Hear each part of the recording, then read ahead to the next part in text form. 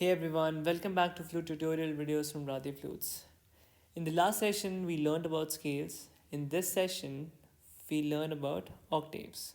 I know that we've been doing a lot of theory parts and you're all waiting to get started with the practical side of it. So after this session, we'll focus on the practical part and I'll also teach you some songs and tunes so you can just get started with it. But before that, it's really important to know what are octaves. So let's dive into it. Octaves. First, let's know the difference between note and octaves again. So, note is basically a sound of a definite pitch made by any musical instrument, and octave is a series of notes. And notes are sa, re, ga, and so forth. Got it? Now, I want you to write Saregama Padhani 3 times, just like this. I hope you have all taken out your notebooks, right? You've got to start treating these sessions like a live sessions. Only then you'll properly learn your instrument. So, Sa, Re, Ga, Ma, Pa, Dha, Ni. So yeah, you can just write the first letter of the note. It'll be easy. Again, Sa, Re, Ga, Ma, Pa, Dha, Ni. One more time. Sa, Re, Ga, Ma, Pa, Dha, Ni. Now understand, there are 3 octaves in total. Low, medium, and high. We also need to denote these notes, right, in their respective octaves. Because suppose if I give you a notation of song, then how will you differentiate like which note to play in which octave? So this is how we denote octaves. In lower octave, we have dots below the notes, in higher above the notes, and in medium, we have no dots. And remember, 12 notes make an octave. Okay, so these all octaves got 12 notes in it. To keep it simple, I haven't made you write 4 Komal swars, Re, Ga, Dha, Ni, and 1 Tivra swar, which is Ma. So in total, we have 12 notes in each octave. You can also see here 1, 2, 3, 4, 5, 6, 7. 1, 2, 3, 4, 5. So it makes an octave. And if you remember, just behind these 2 blacks, we have Sa, Re, Ga, Ma, Pa, Dha, Ni. And then again Sa, Re, Ga, Ma, Pa, Dha, Ni, and then so on. We can consider this a lower octave with 12 notes in it, and this the medium octave, and this the higher octave, right? In larger keyboards, let's take an example of piano. The ranges of their octaves they increase because they have all sort of keys. And in our flute, we've only got 6 playing holes. So there's a catch and there's also a limitation in our octaves too. In lower octave, we can only play pa, dha, ni. In medium octave, we can play all 7 swars. And in high octave, we can play sa, re, ga, ma, pa. In Hindi, low octave is called mandra saptak. So saptak means octaves. Just the Hindi term of it. So the low is called mandra, medium is called madhyam, and high is called tar saptak. So mandra, madhya, and tar saptak. In the high octave, we can also play dhani with a different technique, but for now, we'll only keep it till pa. Now, before jumping to the flute part, let's understand octaves with a different example. So, 3 holes is sa, right? So, we've got 2 sas, one of medium and one of tar. It is similar to how a clock looks and works. If you see in a 24 hours day, clock shows every digit twice, right?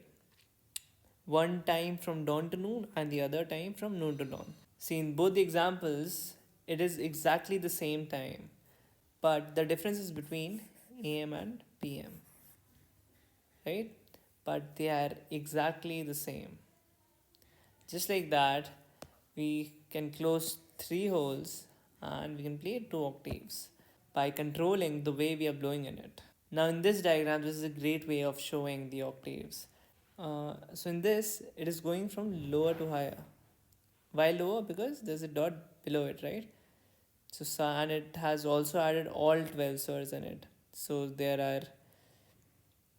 are komal swars as well and tivra swar as well, right? So you see till here, it's low octave. This is medium octave. And now this is high octave. It basically goes like, let me play the keyboard. So I'm starting from C, okay, sa, re, and I'm again coming back to sa. Each time you reach to a new octave, you reach back to sa, okay, and each octave's last note is ni. So sa, re, ga, ma, pa, dha, ni, and then sa. Sa is the starting of a new octave, and ni is the last of any octave. So now this is the medium octave. Sa, re, ga, ma, pa, dha, ni.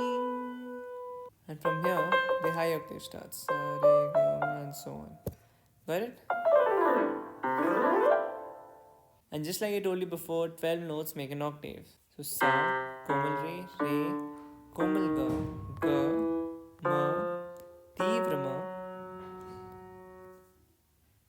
pa, komal dha, komal ni, and then ni. And then other octave starts. Now this diagram shows how you can achieve lower and higher octaves. Now while playing the lower octave, this is how the space and the shape looks when you want to produce a lower octave note. Okay? And this is for the higher octave. Now lower octave is almost blowing normally in a flute. But in higher octave, you reduce the area in order to increase the pressure of your blow. I think this is the best example of showing it. When you reduce the area by squeezing the pipe, the pressure increases. So if you manage to make the size small without changing its shape while blowing the air, then you automatically increase the pressure of your airflow. You'll have to do it practically to understand it better. So let's go back here. So let's see how these notes can be played on a flute. I hope you have written it down. Let's see. So starting from the lower octave, and the first note is pa, right? So we have three notes in lower octave: pa, dha, ni.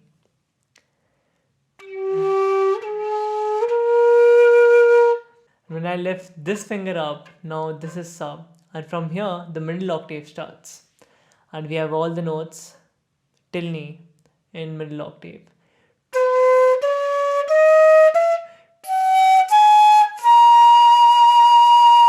And when I lift this finger up, again sa, but from here higher octave starts. So we have sa, re, ga, ma, pa in higher octave.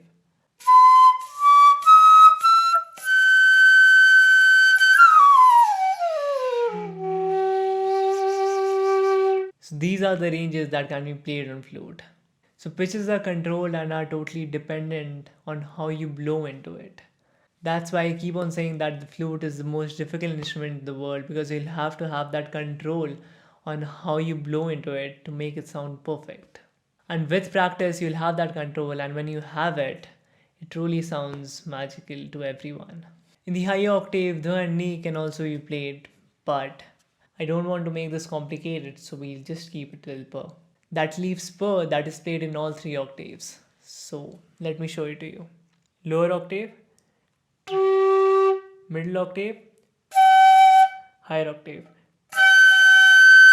You must have noticed that I lift my first finger up while playing pa. Now this is also pa, but it is only applicable for middle and higher octave. If you try to play pa like this in lower octave, it won't be played. Okay, but for middle octave, it surely works. And it makes it easier. If your higher octave notes are not clear, it's totally okay, because it requires practice. That's all. I hope you understood everything, and if you didn't, rewatch this video. And don't worry about it too much, you'll understand it with experience too. Now, in order to take out all the notes and all the octaves clearly, you'll have to practice. And as I say, you just have to give 15 minutes every day to your flute. But make sure it should be every day, and you'll be a great flautist in no time. One more thing, flute players are not called flutists, they're called flautists. Just something to keep in mind. It sounds cooler, right? Okay, see you in the next session.